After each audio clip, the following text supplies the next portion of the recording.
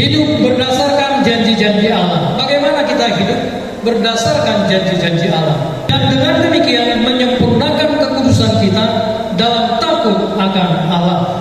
Nah, hidup berdasarkan janji-janji Allah ini adalah sesuatu yang ada dan bekerja di dalam hidup kita pada masa sekarang, masa kini. Ya, kekudusan yang progresif itu harus ada kita kerjakan, aktif kita lakukan di dalam kekuatan dan pertolongan Allah Roh Kudus. Amin. Nah, perhatikan dengan baik. Artinya semua tindakan kita untuk menyucikan diri kita dari setiap pencemaran jasmani dan rohani itu didasarkan takut akan Allah.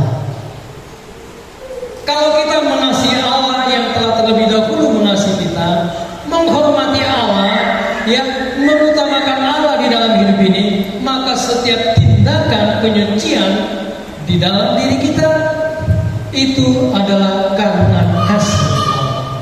Karena kita memang hidup takut akan Allah. Takut akan Allah inilah yang mendasari, yang mendorong kita menyucikan diri kita dari segala pencemaran, baik jasmani maupun rohani. Setelah kita dikuduskan di dalam darah anak domba, maka segala tindakan penyucian diri kita dari setiap pencemaran jasmani dan rohani itu dilakukan atas dasar takut akan Allah. Makanya dikatakan dengan demikian menyempurnakan kekudusan kita. Kekudusan mana yang disempurnakan? Kekudusan kita secara posisi status itu ditindaklanjuti di dalam kehidupan kita sehari-hari dengan tanggung jawab, dengan tindakan aktif menyucikan diri kita dari setiap pencemaran, menguduskan diri kita, menjauhkan dan menolak setiap bentuk pencemaran di dalam hidup ini supaya hidup kita berkenan dan menyukakan hati Allah. Amin. Amin ya. Kalau suka margosip potong, suka fitnah potong sekarang. Amin. Karena Tuhan marah kalau kita melakukan itu. Apalagi banyak hal, ya, kesombongan, egoisme, au. Nah, ini juga akan membuat kita nggak bertumbuh dan Tuhan pun nggak suka hal ini. Amin. Mari kita belajar, ya, belajar untuk apa? Hidup di dalam kasih-Nya. Tidak mudah, tetapi ingat, kita adalah bait Allah, bait Roh Kudus. Roh Kudus akan menolong kita. Amin. Belajar menjadi berkat bagi orang lain, belajar mengampuni orang lain, belajar menerima orang lain dengan segala keberadaannya, dan tetap menasihati, memberikan kebenaran firman Tuhan supaya Roh Kudus memakai itu menyadarkan kita yang sudah jauh dari Tuhan. Pilihan ada pada kita mau bertobat atau tidak, mau dipulihkan atau tidak, itu tergantung kepada sikap hati kita. Sarana atau alat atau media yang utama di dalam kita menyucikan diri kita, menguduskan diri kita di dalam takut akan Allah itu melalui firman. Firman Tuhan itulah satu-satunya yang bisa dan mampu menguduskan kita. Kalau firman tidak ada di dalam diri kita, ya kita tetap cemar dalam hidup ini, berlaku cemar. Kalau firman itu belum menjadi bagian hidup kita, bagaimana kita bisa mengampuni orang lain? Nggak bisa, Bahkan mungkin kita makin pahit, makin benci. Padahal dosa kita, kesalahan, kejahatan kita banyak, tapi kita untuk mengampuni pun nggak bisa. Sementara orang lain mengampuni kita, kita tidak mau. Bapak berkata, kalau kau tidak mau mengampuni sesama orang lain, aku pun tidak mengampuni kamu. Kita tetap jauh dari hadirat Allah. Yohanes 15 ayat 3, kamu memang sudah bersih karena firman yang telah kukatakan kepadamu. Perhatikan dengan baik. Tuhan Yesus berkata, kalau kita mau kudus, kalau kita mau bersih hidup ini, ya sebagai orang percaya, Tuhan Yesus berkata kepada rasul-rasul, kepada muridnya, yaitu apa? Pegang hiduplah di dalam firman. Karena apa? Firman itulah yang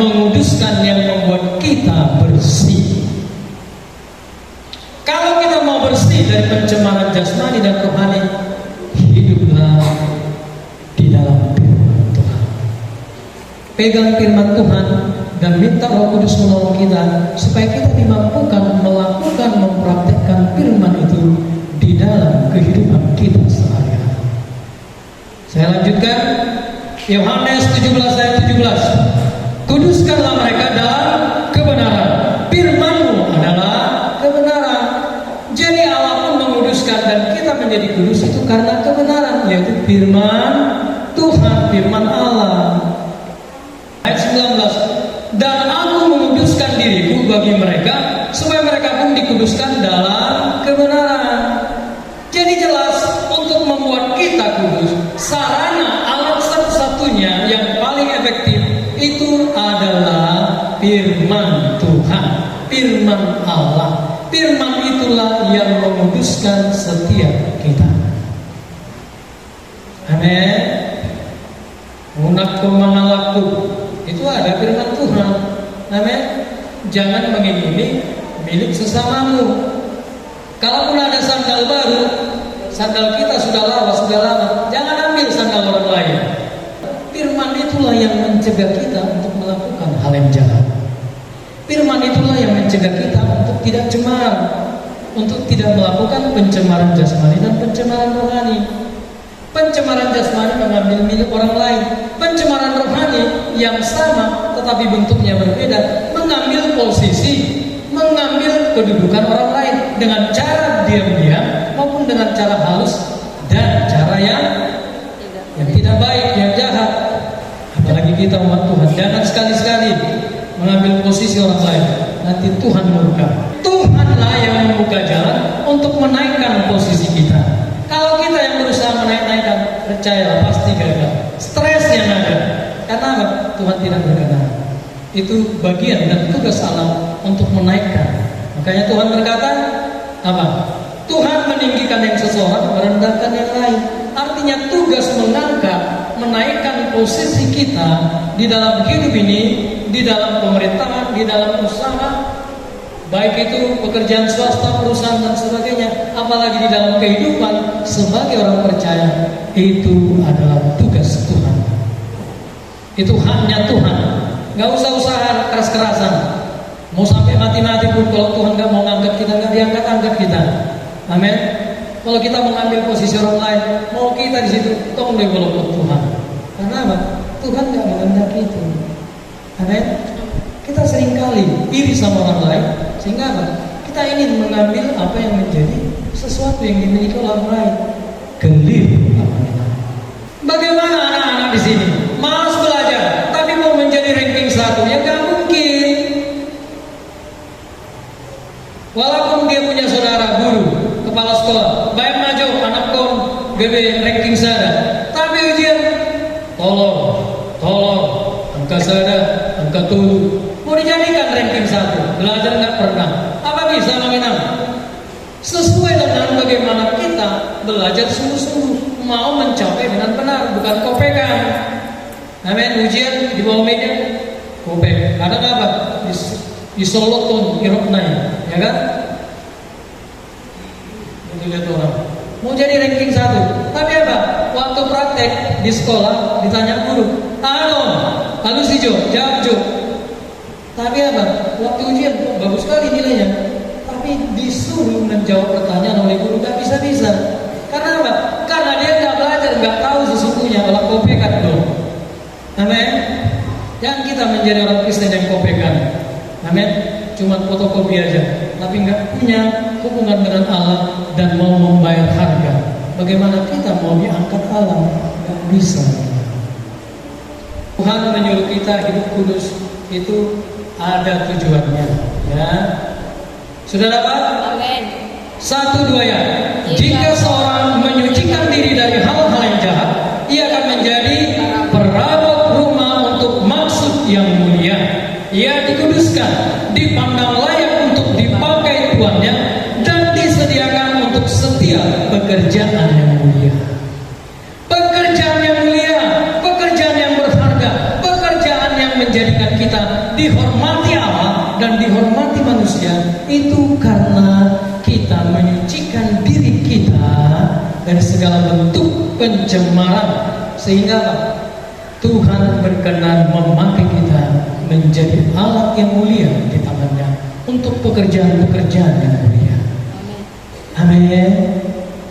Inilah tujuannya, kita menyucikan diri dari segala bentuk pencemaran jasmani dan rohani, supaya kita menjadi orang yang berdampak, supaya kita menjadi alat Tuhan untuk menyatakan kemuliaan-Nya, menjadi berkat bagi banyak orang.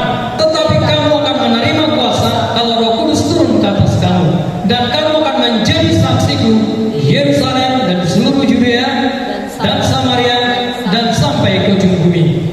Kamu akan menjadi saksiku, menjadi alat Tuhan, menjadi pekerja Kristus, menjadi orang yang diberikan kasih karunia, penghargaan, kehormatan, mewakili Raja di atas segala raja, Yesus Kristus. Jadi kita menyucikan diri supaya Roh Kudus bisa bekerja, mengurapi kita, memakai kita menjadi saksi Kristus, sehingga lewat hidup kita dan pemberitaan Injil, orang akhirnya dimenangkan, diselamatkan, terhindar dari dosa yang kekal, kematian di neraka untuk selama-lamanya. Akhirnya pindah dan menjadi warga kerajaan surga yang nama-namanya tercatat di dalam kitab kehidupan. Ada jaminan yang kekal, yaitu pengudusan yang sempurna, pengudusan yang abadi kita nanti di surga. Perfect sanctification, eternal sanctification. Amin.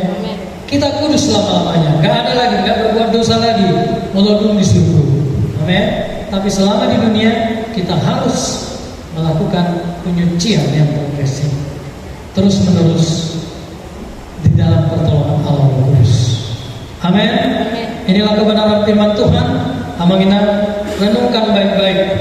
Allah berkenan memakai kita. Jangan kita menolak firman Tuhan.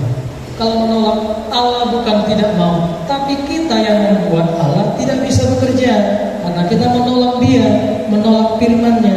Bagaimana kita? Tuhan berkenan memberkati kita, tapi kita nggak mau taat. Bagaimana berkat itu sampai?